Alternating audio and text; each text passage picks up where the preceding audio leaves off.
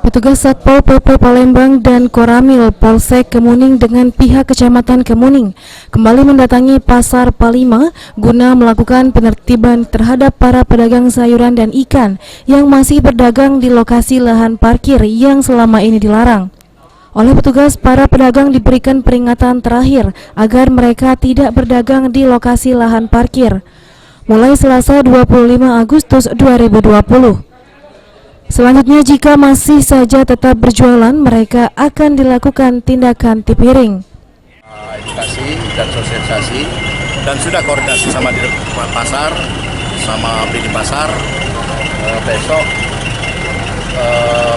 pedagangnya ini akan dimasukkan ke dalam. Ini kan sudah sering Pak Kasat, jadi besok itulah pasti ya? Iya. Jadi selama ini memang kita masih sosialisasi, namun kalau memang masih tidak mau mengikuti aturan, terpaksa kita lakukan tindak ringan.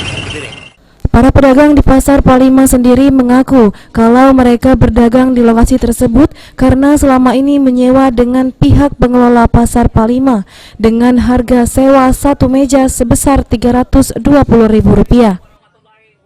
Bayar meja itu beda kan, tidak panjang lebar.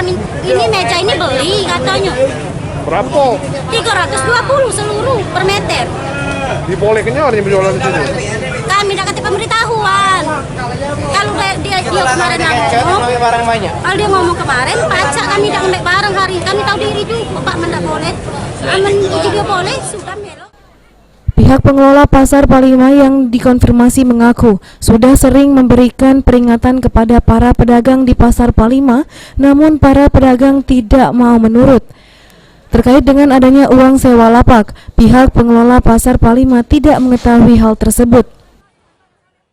Aku nih tiap hari ngomong ini, pedagang ini ada galak ngurus Pak.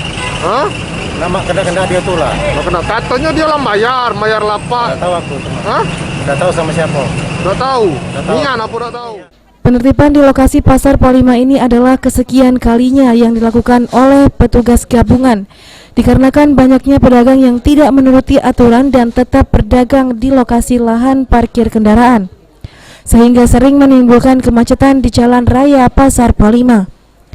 Firman Hidayat, PAL TV.